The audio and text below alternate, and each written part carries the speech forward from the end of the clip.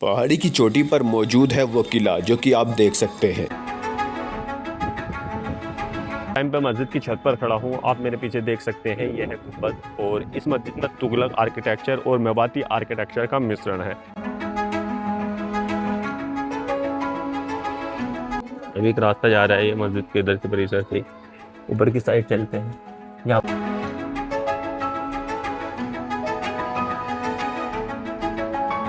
जैसे कि मस्जिद एक चबूतरे पर है तो मस्जिद को जाने के लिए ये बड़ी बड़ी सीढ़ियाँ हैं और ये वो जगह है जहाँ पर इमाम साहब नमाज पढ़ाते हैं।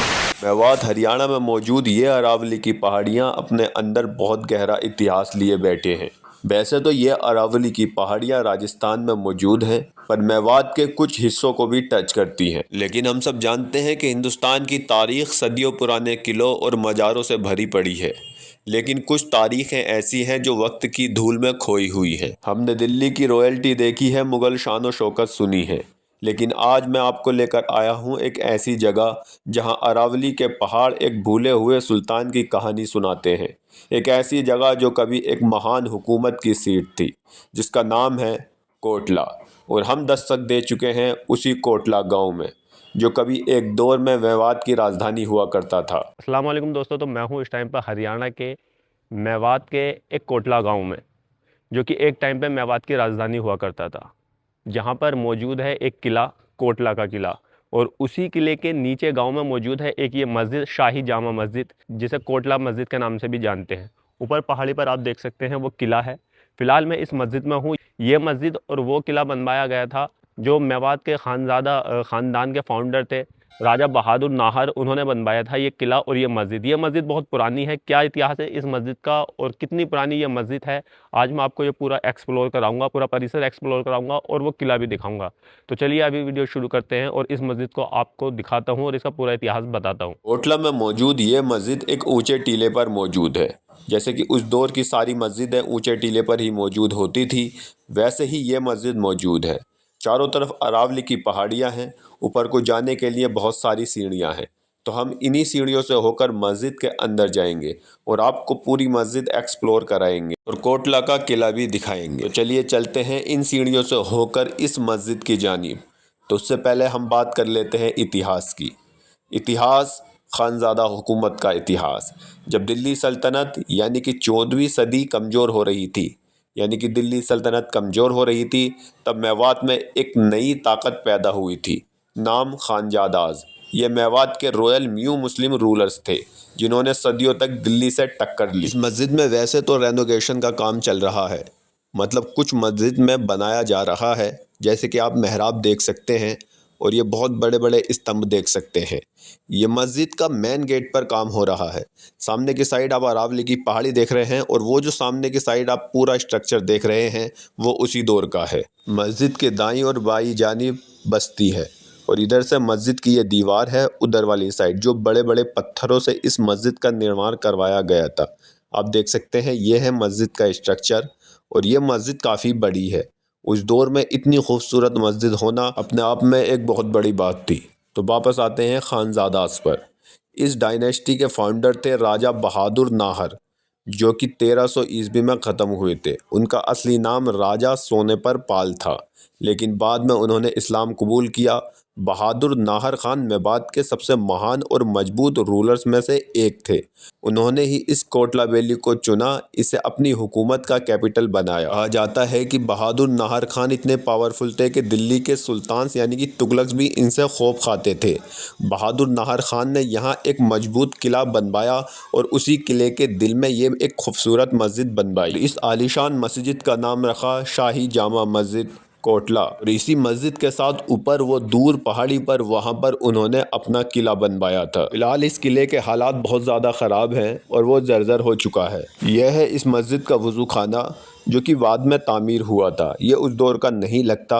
और इधर की साइड वो जो तामीरी काम चल रहा है, इस मस्जिद में मेहराब नुमा स्ट्रक्चर और एक बड़ा सा गेट बन रहा है, वो भी अभी तामीर हो रहा है। पहले का जो स्ट्रक्चर है वो सिर्फ ये है जो आपको दिख रहा है।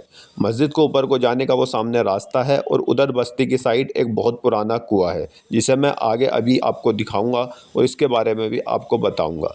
ये मस्जिद इतनी खूबसूरत लगती है पहाड़ों के बीच में, और वो सामने देख सकते हैं आप, वो है किला जो मैंने अभी आपको दिखाया, जो कि बहादुर नाहर खान ने बनवाया था। अरावली की पहाड़ियों के बीच में मौजूद ये मस्जिद बहुत ही खूबसूरत लगती है, और अभी मैं इस मस्जिद का सबसे खूबसूरत चीज़ आपको दिखाता हूँ। उसके लिए हमें ऊपर को जाना पड़ेगा, तो अभी मैं आपको ऊपर लेकर चलता हूँ और इस मस्जिद में मौजूद बेइंतहा खूबसूरत गुंबद दिखाता हूँ, जो कि पहाड़ियों के बीच में अलग ही चमक रहा है। ये देख सकते हैं आप, सामने की साइड एक बेइंतहा खूबसूरत हरे कलर का गुंबद आपको नज़र आ रहा होगा। ये इतना खूबसूरत लग रहा है, शायद वीडियो में इतना खूबसूरत नहीं लग रहा हो, बट सामने से ये गुंबद बहुत ही खूबसूरत लग रहा है। उधर की साइड वो देख सकते हैं, वो है किला, और चारों तरफ अरावली की पहाड़ियाँ ही पहाड़ियाँ, और इसके बीच में मौजूद ये बेइंतहा खूबसूरत मस्जिद, और मस्जिद की छत पर मौजूद एक गुंबद। ये मस्जिद लगभग 1400 ईस्वी के आसपास में बहादुर नाहर खान ने बनवाई थी। ये उस ज़माने की मेवात की रॉयल्टी का सेंटर था। अगर इस मस्जिद का आर्किटेक्चर की बात करें तो ये दिल्ली के तुगलकी आर्किटेक्चर से प्रभावित है, लेकिन इसमें मेवाती टच साफ दिखाई देता है। चारों तरफ आप देख सकते हैं, उधर की साइड ये सब बस्ती हैं और बहुत सारे घर हैं। ये मस्जिद इसी बस्ती के बीचों बीच मौजूद है। मैं इस टाइम पे मस्जिद की छत पर खड़ा हूँ। आप मेरे पीछे देख सकते हैं, ये है गुंबद, और इस मस्जिद में तुगलक आर्किटेक्चर और मेवाती आर्किटेक्चर का मिश्रण है। किस तरीके का मिश्रण है वो मैं वीडियो में आगे दिखाऊंगा। आप मेरे पीछे देख सकते हैं, चारों तरफ अरावली की पहाड़ी है, और ये बहुत ही खूबसूरत इस मस्जिद का गुंबद है। ये बहुत ऐतिहासिक मस्जिद है, और ये जो कोटला विलेज है, जैसे कि मैंने आपको बताया कि एक टाइम पर मेवात की राजधानी हुआ करता था। ये एक टाइम पर मेवात की राजधानी हुआ करता था ये कोटला, और चारों तरफ आप देख सकते हैं घर हैं, और बस्ती है पूरी है। उसी के बीच में ऊंचे चबूतरे पर मौजूद है ये मस्जिद। मैं अभी छत पर खड़ा हूँ, नीचे वो मस्जिद का मेन परिसर है, और उसके नीचे सीढ़ियाँ हैं। सीढ़ियाँ जैसे कि मैंने आपको दिखाई, वहाँ से ये मस्जिद स्टार्ट होती है। तो चलिए अभी और बताता हूँ इस मस्जिद के बारे में, इसका इतिहास बताता हूँ। और उधर की साइड एक कुआं है, जो कि बस्ती का कुआं है, बट बहुत पुराना कुआं है। वो कुआं भी आपको दिखाता हूँ। जब आप छत से दाईं तरफ देखेंगे तो वहाँ पर आपको बहुत ही बड़ा कुआं मिलेगा। ऐसा कुआं, इतना बड़ा कुआं मैंने पहली बार देखा है। अभी मैं अंदर जाऊँगा, यानी कि नीचे की साइड जाऊँगा, तब आपको कुआं दिखाऊँगा। यह है मस्जिद के चारों तरफ का स्ट्रक्चर। मैं आपको बता दूं कि ये मस्जिद ऊंचे की तरफ बनी हुई है, यानी कि ऊंचे चबूतरे पे बनी है, जिसके नीचे सेल्स यानी कि तहखाने हैं। और आप इसका मटेरियल्स देख सकते हैं। इसने लाल पत्थर यानी कि रेड सैंडस्टोन और लोकल ग्रे क्वार्टजाइट, जो कि यहाँ पर मेवात में मिलता है, उन दोनों को मिलाकर एक खूबसूरत डिज़ाइन तैयार किया गया है। साइड में वो आपको पिलर्स नज़र आ रहे होंगे, वो पिलर्स पीछे की तरफ भी हैं। फिलहाल मैं आपको दिखा देता हूँ इस मस्जिद में मौजूद वो तारीखी कुआं। ये आप देख सकते हैं, ये है वो कुआं जो उसी दौर का है। मैं आपको बता दूँ कि जहाँ भी ऐतिहासिक धरोहर या जगहें होती हैं, या ऐतिहासिक गाँव विलेजेस होते हैं, वहाँ पर एक कुआं मौजूद होता है। ये कुआं फ़िलहाल सूख गया है, क्योंकि पहले के दौर में पानी का जो एकमात्र स्रोत होता था वो कुआं, और दूसरा होता था वावली। एक वावली जो आगे की तरफ कोटला में मौजूद है, उसका व्लॉग मैंने डाला है, वो आप देख लेना। वो भी एक पानी का स्रोत था, और एक ये कुआं। आप देख सकते हैं इधर की साइड इस मस्जिद का पीछे का स्ट्रक्चर। जैसे कि मैंने आपको बताया था कि ये जो बड़े बड़े पिलर्स आपको नज़र आ रहे हैं, ये हर तरफ मौजूद हैं। पीछे की साइड भी मौजूद हैं, जैसे कि एक ये है और एक वो है, और उसके नीचे जो तहखाने मैंने आपको बताए थे, वो तहखाने भी मौजूद हैं। अभी मैं मस्जिद के अंदर हूँ, और आप देख सकते हैं यहाँ पर इमाम साहब खड़े होकर नमाज़ पढ़ाते हैं, और उधर जहाँ पर कुतबा होता है वो जगह है।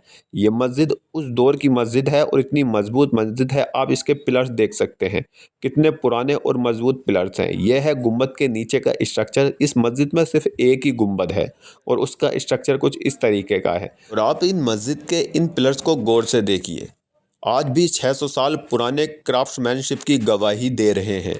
हालांकि यह खंडर हालात में है, लेकिन आर्किटेक्चर लवर्स के लिए ये एक अनमोल ख़जाना है। ये वो एरिया है, मैं आपको फिर से बता दूं, जहाँ पर नमाज होती है। ज़्यादा नमाज़ी हो जाते हैं तो बाहर की साइड भी लोग नमाज पढ़ लेते हैं। विला वाली साइड इमाम साहब से अलग भी बहुत सारे मेहराब बने हुए हैं, देख सकते हैं आप, कुछ इस तरीके के। ये मस्जिद के बाहर का सहन है।